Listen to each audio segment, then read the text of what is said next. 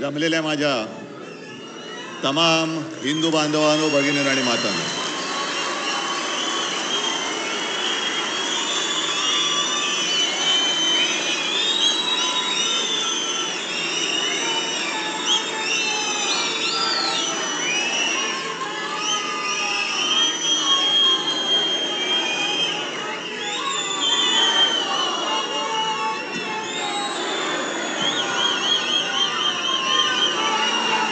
तुमच्याशी काय बोलायचं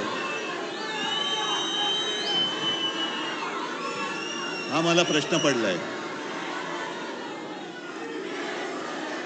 आणि हे जे काही चित्र आहे, हे वातावरण आहे,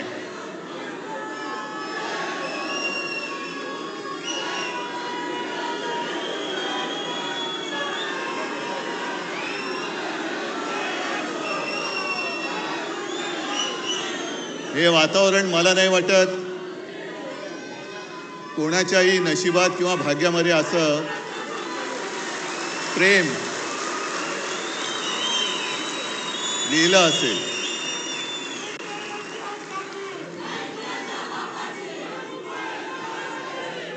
अर्थात ही माझी पुण्याई नाही, ही माझ्या पूर्वजांची पुण्याई आणि तुमच्या सगळ्यांचं अतोनात प्रेम. मला वाटतं मी आता यापुढे भाषण केलं नाही आणि नुसतं आता तुम्ही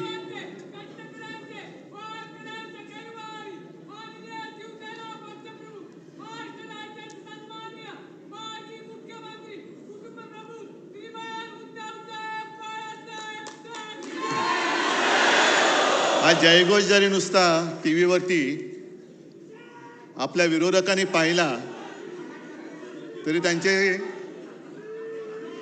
नॅपकिनसह सगळे कपडे ओले होतील.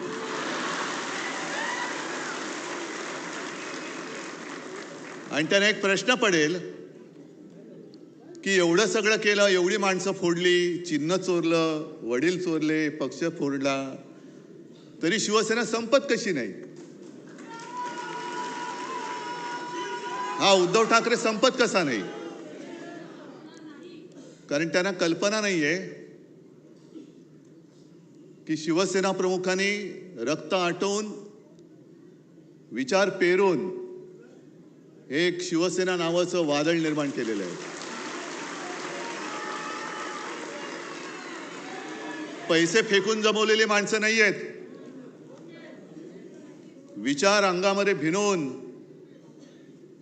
कट्टर हिंदुत्वनिष्ठ महाराष्ट्र धर्म पाळणारे शिवसैनिक आहेत.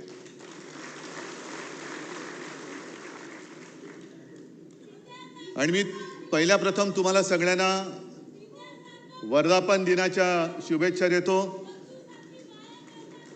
59 वर्ष झाली हे हा जल्लोष पाहून कोणाचा विश्वास बसणार नाही. कारण शिवसेना आज सुद्धा तरुणच आहे आणि नेहमी शिवसेना ही तरुणच राहणार आहे. जो उल्लेख संजय राऊत आपण केला, पहिला मेळावा हा शिवतीर्थावरती झाला होता. प्रचंड शिवाजी पार्क भरलं होतं. म्हणजे आता जे काय म्हणजे पैसा फेको तमाशा देखो असं आता होणार आहे तिकडे, चोरांचा बाजार, तसं तेव्हा काहीच नव्हतं. म्हणजे तुम्हाला सगळ्यांना कल्पना आहे की काही जणांनी शिवसेना प्रमुखांना सांगितलेलं की एकदम शिवाजी पार्कात सभा घेण्याचा मूर्खपणा करू नका, पहिला एक हॉल घ्या, मग एक मैदान घ्या, मग हळूहळू टप्प्याने शिवाजी पार्क. शिवसेना प्रमुख म्हणाले काय व्हायचं ते होईल, एकतरी लोक तरी वेडे नाही तर मी तरी वेडा, दोघंही वेडे ठरले नाहीत. आणि शिवाजी पार्क तुडुंब भरून ओसंडून वाहत होतं. माझे आजोबा व्यासपीठावरती होते, शिवसेना प्रमुख होते आणि मी माझ्या माच्या मांडीवरती समोर मैदानात बसलो होतो, मांडी घालून. म्हणजे आज ज्यांना काही दाढी फुटल्या आणि दाढी खाजवत आहेत ते कुठे असतील मला कल्पना नाही.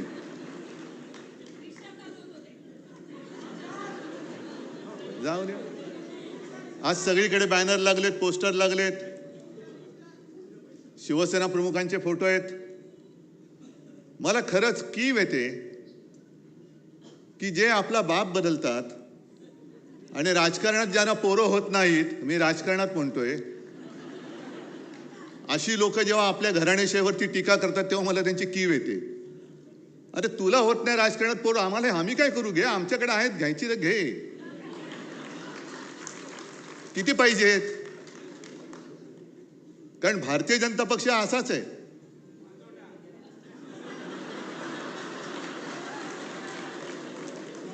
नाही, तुम्ही जो शब्द वापरला शिवसेना प्रमुखाने आणखीन वापरला असता पुढचा, पण ते सत्य आहे. आपण सत्य नाकारतो का कधी? त्याच्यामुळे हे सत्य त्यांनी स्वीकारलं पाहिजे की त्यांना आजपर्यंत कधी पोरं नाही झाले, म्हणून दुसरे नेते हे स्वीकारायचे, ते मोठे करायचे. म्हणजे दुर्दैव असं की ज्या सरदार वल्लभभाई पटेलांनी संघावरती बंदी आणली होती, त्याच पटेलांना नेता म्हणून त्यांचा जगातला सर्वोत्तम म्हणजे सगळ्यात उंच पुतळा बांधण्याची पाळी यांच्यावरती आली. हे यांचं कर्तृत्व. आणि आपल्याला शिकवत आहेत हिंदुत्व. ठीक आहे, आजच्या सुद्धा आपल्या वर्धापन दिनावरती भाजपची काही पाळलेली बेडकं ही डराडोराव करतील.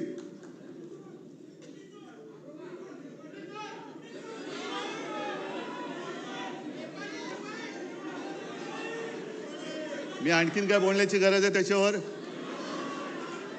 कारण ह्याच हॉलमध्ये शिवसेना प्रमुखांचं ते गाजलेलं भाषण आहे,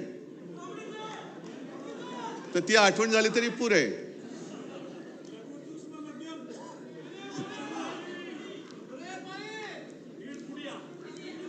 तुम्ही असं बोलायला लागल्यावर मला पुढे काय बोलायचं ते सुचत नाही, कारण मला डोळ्यासमोर सगळे यायला लागतात. तर ही सगळी पाळीव बेडकं ही यायला लागतील, बोंबलतील. पण या चोरांना खरंच मी तर म्हणेन लाज लज्जा शरम काही त्यांनी ठेवलेली नाहीये. नॅपकिन आहे तो सुद्धा काय ठेवला ते कळत नाही. असा हा भाजपा, म्हणजे ज्याचा उल्लेख माझ्या मते आधी पण भास्करराव तुम्ही बोलत होता, अंबादासनी केला असेल, संजय राऊतांनी तर केलाच. पण विशेषतः अंबादास तुमचं कौतुक करायचं आणि माझ्या मराठवाड्यातल्या सगळ्या सैनिकांचं कौतुक करायचंय. कारण तुम्ही एक वस्तुस्थिती ही जनतेसमोर आणली. क्या हुआ तेरा वादा. म्हणजे आतापर्यंत त्यांनी जे काही वादे केले होते ते कसे फसवे होते ते त्यांनी छान पद्धतीने पूर्ण मराठवाड्यामध्ये जनतेपर्यंत पोहोचवलं. मग आता माझा प्रश्न तुम्हाला सगळ्यांना आहे की निवडणूक जिंकण्यासाठी माता भगिनींशी केलेला वादा, जनतेशी केलेला वादा जो पक्ष पाळत नाही, तो पक्ष त्यांनी मला केलेला वादा, हा मी तेव्हापासून बोलत होतो की यांनी वादा केला होता की 2.5 वर्ष शिवसेनेचा मुख्यमंत्री होईल, आणि हे सांगत होते असं काही घडलंच नाही. मग हा काल परवाचा तुम्ही केलेला जनतेशी वादा खरा होता की खोटा होता? म्हणजे यांची वृत्ती कळते, यांची वृत्ती कळते. आणि तसं जर का बघितलं तर बोलायचं कशावर हेच कळत नाही. कारण यांचं सरकार आल्यानंतर जी काही पनवती लागलेली आहे, केंद्रामध्ये सरकार आल्यानंतर सगळी कामांची वाट लागलेली आहे. एअरपोर्टचं छत गळतंय, त्या मेट्रोच्या स्टेशनमध्ये पाणी जातंय, प्रयागराजला माणसं चेंगरून गेली, कोणी जबाबदारी घ्यायला तयार नाही. दिल्लीच्या रेल्वे स्टेशनमध्ये माणसं चेंगरून गेली, कोणी जबाबदारी घ्यायला तयार नाही. काल परवाकडे विमान अपघातात गेली, कोणी घ्यायला तयार नाही. रेल्वे अपघातात गेली, कोणी घ्यायला जबाबदारी तयार नाहीये. म्हणजेच काय की तसा जर का आपण गांभीर्याने विचार केला तर आज आपल्या देशाला पंतप्रधानांची गरज आहे. आज देशाला पंतप्रधान कुठे आहे? भाजपला आहे. देशाला कुठे आहे? देशाला गृहमंत्र्याची गरज आहे, घरफोडे अमित शहाची नाही. देशाला संरक्षण मंत्र्यांची गरज आहे, गुंडांना संरक्षण देणाऱ्या देवेंद्र आणि राजनाथ सिंगांची नाही. तुम्ही देशाचे संरक्षण मंत्री आहात का गुंडांचे संरक्षण मंत्री आहात? तुम्ही देशाचे गृहमंत्री आहात की तुमच्या पक्षाचे घरफोडे मंत्री आहात? आणि मोदीजींना सुद्धा मला विचारायचंय, मी आता जास्त कठोर शब्दात बोलणं देशाच्या पंतप्रधानांना बरोबर नाहीये, पण जेव्हा आम्ही इंडिया आघाडी म्हणून तुमच्यासमोर पर्याय उभे राहिलो तेव्हा तुम्हाला लाज वाटली नाही आमची इंडियन मुजाहिद्दीन बरोबर तुलना करायला? मग जरा आम्ही इंडियन मुजाहिद्दीन सारखे होतो तर आज जगभरामध्ये तुम्ही न केलेल्या शौर्याचं कौतुक सांगण्यासाठी आमच्या पक्षातले खासदार तुम्ही का पाठवलेत? आम्ही इंडियन मुजाहिद्दीन आणि तुम्ही कोण? म्हणजे तुम्ही जगभर फिरलात पण या कठीण काळामध्ये एक मित्र तुमच्या सोबत उभा राहिला नाही जो माझ्या देशाच्या बाजूने उभा राहील. आम्ही राहिलो तुमच्या सोबत. जग तुमच्या विरुद्ध आहे. देशातले मित्र तुम्ही तोडून टाकताय, मित्र संपवून टाकता आहात. आमची तुलना तुम्ही देशद्रोह्यांबरोबर करता आहात. आणि मग जेव्हा संकट आल्यानंतर आमचेच खासदार तुम्ही देश जगभरामध्ये पाठवताय. आम्ही काय केलं हे सांगायला? आम्ही विसरून गेलो नव्हे. मी मुख्यमंत्री होतो त्यावेळेला देखील ते डोकलाम झालं होतं. तेव्हाही आपली हीच भूमिका होती की प्रधानमंत्री जी जो आपको सही लगे आप करो, हम आपके साथ है. आता सुद्धा आपली हीच भूमिका होती. ठीक आहे, पक्षीय मतभेद असतील, आहेत, राहतील, पण देश संपूर्ण जगासमोर आम्ही जाऊ तेव्हा हम सब एक है म्हणून आपण गेलं पाहिजे. आणि ते कर्तव्य, पवित्र कर्तव्य आम्ही करण्याचा प्रयत्न केला.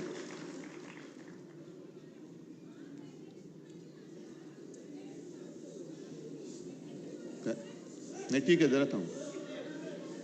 हे पवित्र कर्तव्य आम्ही केलं. आणि दुसरं त्यांनी जे काय केलं, यांना नावं बरी सुचतात. ऑपरेशन सिंदूर. घरोघरी जाऊन हे सिंदूर वाटणार होते. कोण वाटणार सिंदूर? हे सगळे भ्रष्ट गुंड हे माझ्या माता भगिनींना जाऊन तो पवित्र सिंदूर वाटणार. म्हणजे ज्यांना जोड्याने हाणलं पाहिजे असे भ्रष्ट भाजपवाले माझ्या माता भगिनींना जाऊन सिंदूर वाटणार आणि ते काय सिंदूर त्यांच्याकडनं घेणार असं वाटलं त्यांना. आम्ही जेव्हा हिंदुत्वाची व्याख्या करतो तेव्हा शिवसेना प्रमुखांनी आम्हाला सांगितलंय की माझं हिंदुत्व म्हणजे राष्ट्रीयत्व आहे. आम्ही हिंदू धर्म मानतोच आहोतच, पण त्याच बरोबरीने राष्ट्र धर्म सुद्धा पाळणारे आम्ही कट्टर देशाभिमानी हिंदू आहोत.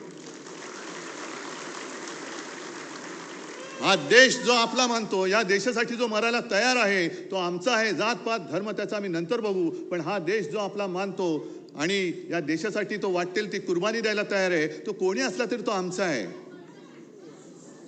मग मला मोदींना विचारायचं आहे,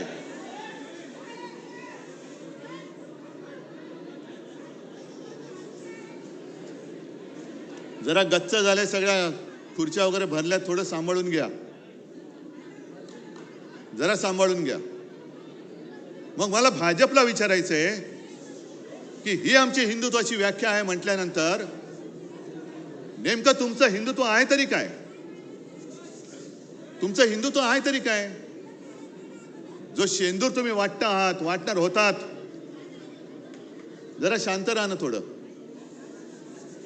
जायचं असेल बाहेर तर त्यांना जाऊ दे, नाही तर बसा शांत.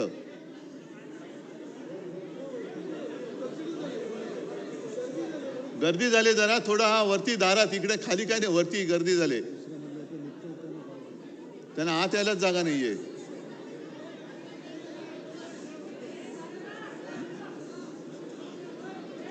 जरा खाली नाही तर इकडे कुठे जागा असेल तर बघा.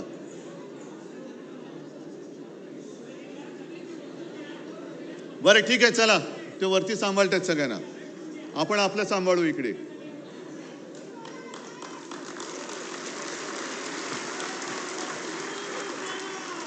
जे मी तुम्हाला सांगत होतो की आपलं हिंदुत्व हे काय आहे हे एकदा सांगितल्यानंतर भाजपवाल्यांना मी प्रश्न विचारतोय, तुमचं हिंदुत्व म्हणजे नेमकं आहे तरी काय?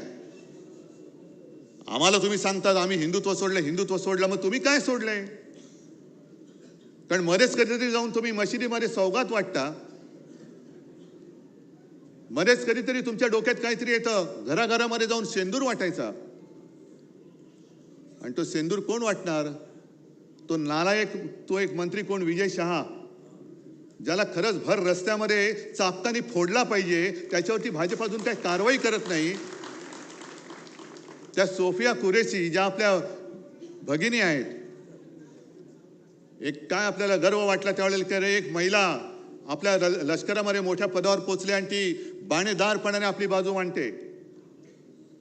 त्या सोफिया कुरेशीना जो विजय शाह पाकिस्तान की बहन म्हणतो, आतंकवाद्यांची बहीण म्हणतो, ही अशी नालायक औलाद भाजपमध्ये आहे.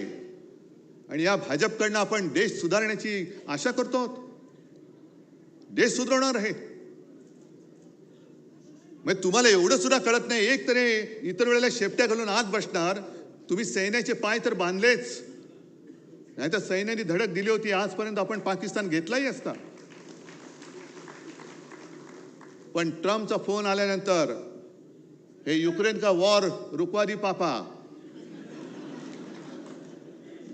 वॉर रुकवा दी पापा, ती जाहिरात होती ना, आपण पण केली होती. पण ट्रम्पचा फोन आल्यानंतर यांचा आवाजच गेला. काय करायचे ते असे प्रधानमंत्री, काय करायचे तसे गृहमंत्री. संजय राऊत, तुम्ही जो प्रश्न विचारला तो बरोबर आहे की ते 4 अतिरेकी आतमध्ये आले कसे. संरक्षण मंत्री काय करतायत, गृहमंत्री काय करतायत. खाडखाड गोळ्या घालून आपले पर्यटक तिकडे जे गेले होते त्यांना गोळ्या घालून मारणारे अतिरेकी गेले कुठे. पाताळात गेले, आकाशात गेले का भाजपात गेले. अजून मिळत कसे नाहीत सांगता येत नाही त्यांना. गेलेही असतील, घेतलेही असतील. कारण आता फक्त दाऊदला घ्यायचं बाकी राहिलेलं आहे, बाकी सगळं झालेलं आहे. आणि जसं आपण सदस्य नोंदणी करतो, कुठे करतो आपण, घरोघरी जातो, आपल्या शाखेमध्ये करतो, काही ठिकाणी पब्लिक प्लेस असतात तिकडे करतो, बरोबर ना. पण मला आता कोणीतरी सांगितले की भाजपने आता नवीन सुरू केले, जेलच्या तुरुंगाच्या दरवाजाच्या बाहेर त्यांनी स्टॉल टाकलेत. इथे येतो का तिथे जातो. म्हणजे काय, किती लोकांना बदनाम करायचं, आयुष्यातून उठवायचं, भ्रष्टाचारी म्हणून बोंबाबोंब करायची, संपूर्ण कुटुंबाला बदनाम करायचं, मग त्याच्या मागे SIT लावायची. आता बघू ना, ज्या ज्या गोष्टी या भाजपवाल्यांनी तेव्हा अगदी देवेंद्र फडणवीसांनी सांगितलं होतं, SIT लावू, हे लावू, ते लावू. मग SITची काय तुमची ST झाली, सगळ्यांनी घेऊन जाणारी. आता बघूया. म्हणजे सगळ्यांना बोंबलून, भ्रष्ट म्हणून बोंबलून टाकायचं, बदनाम करायचं. 70,000 कोटीचा घोटाळा आलं काय, छे छे छे छे छे, पाय धुवून त्यांचं पाणी पितायत.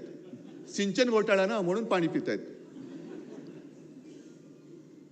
अशी संपूर्णपणे या देशाची वाट लावली यांनी. आणि आता शिवसेना संपवायचं स्वप्न बघतायत. अरे तुम्ही किती स्वप्न बघा, शिवसेना तुम्हाला संपवून, तुमच्या सगळ्या भ्रष्टाचारांना खतम करून, तुमच्या छाताडावरती नाही भगवला तर शिवसेना म्हणून नाव नाही सांगणार.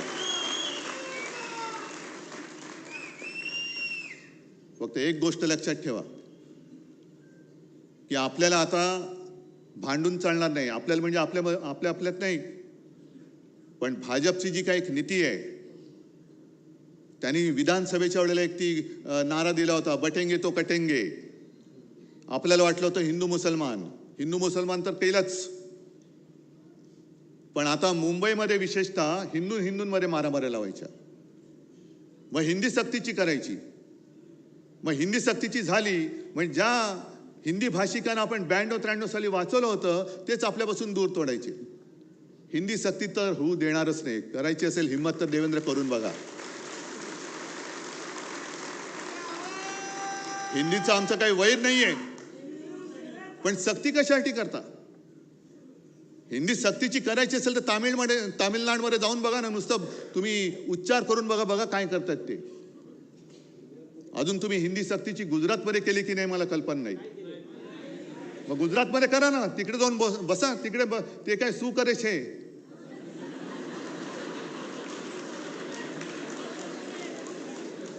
म्हणजे ते मराठीत त्याचा अर्थ वेगळा होतो, हिंदीत काय होतो मला माहिती नाही. पण इकडे आपल्याला भांडवट ठेवायचं. भांडा हिंदी सक्तीची म्हणजे काय झालं की अगदी निवडणुकीच्या तोंडावरती आपण मुंबईकर सगळे एकत्र राहतोय, ते मराठी अमराठीमध्ये झगडा. मग त्याच्यावरनं आपण भांडत बसायचं. आणि एकदा का आपण भांडायला लागलो काय भ्रष्टाचार करायला मोकळे. आता ज्या काही बातम्या येत आहेत, म्हणजे काय काय बातम्या तर त्या महिलांवरती होणाऱ्या अत्याचाराच्या, त्यांच्या हत्येच्या वाचवत पण नाहीये. पण त्या बातम्या रोज देत बसायच्या आणि ह्यांच्या येणाऱ्या बातम्या ह्या दाबून टाकायच्या. एक 8-15 दिवसापूर्वी एक बातमी आली होती, किती जणांच्या लक्षात आहे? या मिंद्याच्या काळामध्ये 3,000 कोटींनी जास्त असलेले टेंडर सुप्रीम कोर्टाने रद्द केलं होतं. किती लोकांना माहिती आहे? 3,000 कोटी रुपये गेले कुठे? गेले ना. मध्ये जो काही आपण म्हणजे आदित्यने सुद्धा प्रेस कॉन्फरन्स घेतली, आपण मोर्चा काढला होता. मुंबईमधला रस्ता घोटाळा, पैसे गेले कुठे? ते गेले. म्हणजे प्रत्येक आमच्यावरती घराणेशाहीचे आरोप करताना तुमच्या आंबरस तुम्ही तो घोटाळा काढलाय, ते एक आपल्यातनंच गेलेलं तिकडे ते आहे अवलाद. त्यांनी स्वतःच्या पोरासाठी भूखंडाचं आरक्षण बदलून हॉटेल वगैरे तिकडे केलं. खरं ते बरोबर ना. त्याच्यानंतर एक मंत्री आहे, त्याच्या खात्यामध्ये बदल्यांमध्ये अनियमितता आहे. एक मंत्री आहे, तो शेतकऱ्यांचा अपमानच करत सुटलेला आहे. शिक्षण खात्यामध्ये घोटाळा आहे. सगळे घोटाळे म्हणजे मध्ये एक तो जो काय फोटो आला होता, देवेंद्र फडणवीस बसलेत मध्ये आणि आजूबाजूला सगळे उपरे. मला भाजपवाल्यांची खरंच दया येते. किती पिढ्या तुमच्या सतरंज्या उचलण्यामध्ये घालणार आहात? आता तर सतरंजीच्या खाली गेल्यात तुम्ही, तुमच्यावरती उपरे नाचतायत. बस करा आता, या ना. अरे जर का तुमच्यामध्ये जरा तरी काही शिल्लक असेल स्वाभिमान अभिमान, तर द्या जुगारून या उपऱ्यांचं आणि भ्रष्ट उपऱ्यांचं हे जोखडे ते जुगारून द्या. आणि या मर्दासारखे बाहेर या. तुमची किती इंचाची छाती आहे ना, ती तुमच्या नेत्याला दाखवा. मर्द कशाला म्हणतात? पण भ्रष्टाचाराच्या बातम्या येऊ द्यायच्या नाहीत. मग हिंदी सक्तीची बसा बोंबलत तुम्ही. हिंदी सक्तीची होऊ देणार नाही, आम्ही होऊ देणार नाही, ते ठरवलेलंच आहे. पण त्याच्यामध्ये झगडत ठेवायचं. बटेंगे तो कटेंगे. मग त्याच्यामध्ये पुन्हा मराठा मराठेतर हे भांडण लावून ठेवायचं. हिंदू मुस्लिम आहेच, तो एक बेडूक ओरडतोच आहे त्याच्यामध्ये. त्याला काम तेवढंच दिलेलं आहे. अरे तुझी उंची केवढी, आवाज कसा,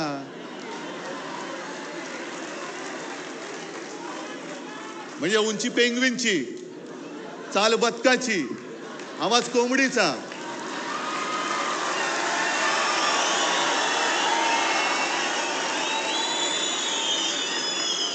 डोळे कोणासारखे माहिती नाहीत.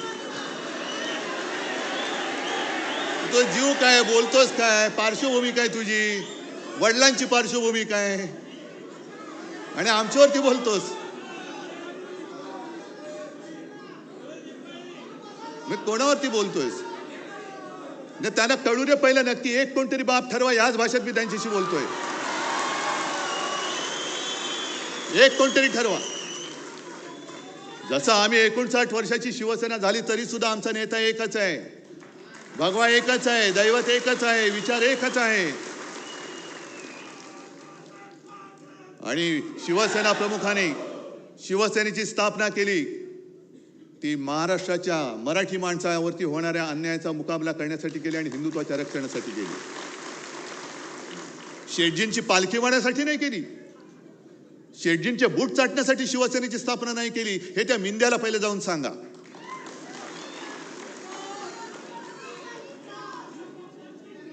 हे एवढे गद्दारीने फसफसून टाकलेले आहे. मला आता ही चिंता वाटायला लागली. आम्ही बोलतोय, मी बोलतोय, अरे पण काय तुम्ही फरक बदल घडवणार आहात की नाही?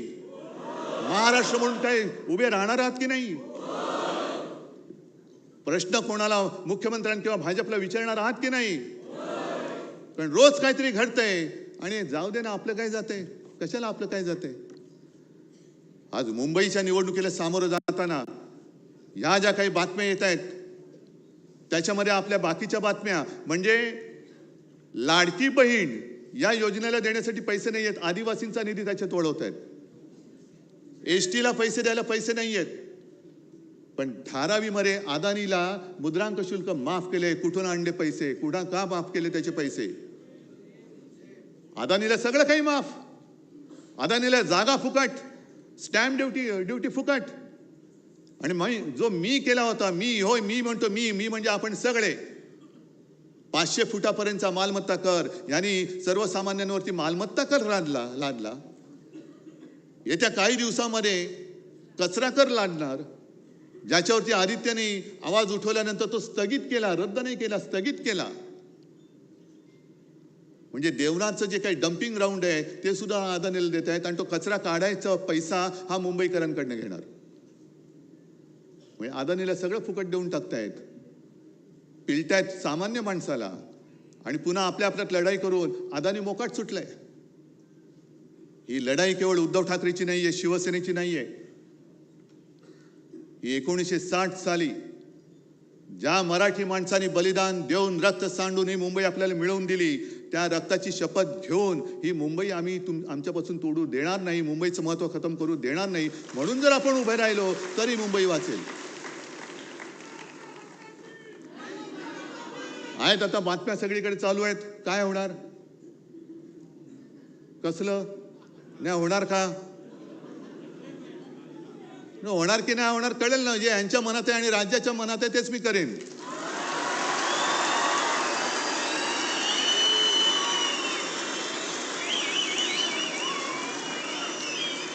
पण ते होऊ नये, ते होऊ नये. मराठी माणसाची शक्ती एकत्र येऊ नये म्हणून यांच्या मालकाचे नोकर इकडे गाठी भेटी घ्यायला लागले, हॉटेलमध्ये भेटतायत. मालकांचे नोकर तुम्ही. कारण जर का मुंबईवरती ताबा यांना मिळाला नाही आणि मुंबई परत शिवसेनेच्या ताब्यात आले, आम्ही घेणारच आहोत,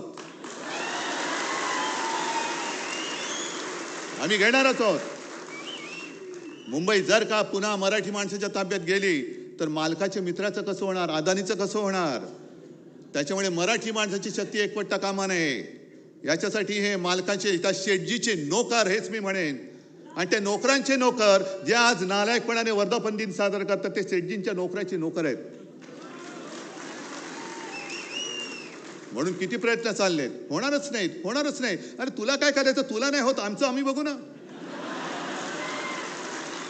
आम्ही बघू आमचं काय करायचं ते. पण जर तुम्हाला कोणाला वाटत असेल की तुम्ही शिवसेना प्रमुखांचा ब्रँड पुसून टाकाल तर तुमचं नामो निशाण आम्ही महाराष्ट्राच्या धर्तीवरून पुसून टाकल्याशिवाय राहणार नाही. नामो निशाण पुसून टाकू आम्ही भाजपच्या या महाराष्ट्रातून. आणि आज तर मी तयारीने उभा आहे. तुमची तयारी काय आहे मला कल्पना नाही. मी तुम्हाला एकच आठवण सांगतोय, माझी तयारी मी तुम्हाला सांगतो. 92-93 साली जेव्हा दंगा भडकला होता देशद्रोह्यांच्या विरुद्ध, तुम्हीच सगळे शिवसैनिक रस्त्यावरती उतरला होतात आणि छातीचा कोट करून मुंबई वाचवली होती. तेव्हा एक व्यक्ती आली होती बाळासाहेबांकडे, बाळासाहेब आता बस झालं, आता पुरे झालं.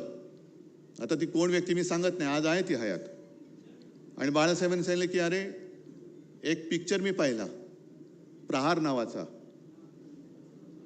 कोणाचा? नाना पाटेकर. किती जणांनी पाहिलाय? आहे ना. त्याच्यामध्ये नाना पाटेकर त्या गुंडांसमोर उभा राहतो आणि त्यांना सांगतो कम ऑन किल मी. तसं आम्ही या गद्दारांच्या समोर उभा आहे आणि सांगतोय त्यांना आम्ही कम ऑन किल मी. असेल हिंमत तर या अंगावर, फक्त अंगावर येणार असाल तर एक गोष्ट नक्की करा. अमिताभ बच्चनचा तो पिक्चर होता ना, ॲम्ब्युलन्स घेऊन यायचा, तसा अंगावर माझ्या येणार असेल तर ॲम्ब्युलन्स घेऊन यायची. कारण येताना सरळ याल, जाताना आडवे होऊन जाल. सगळ्यांना धन्यवाद. जय हिंद, जय महाराष्ट्र.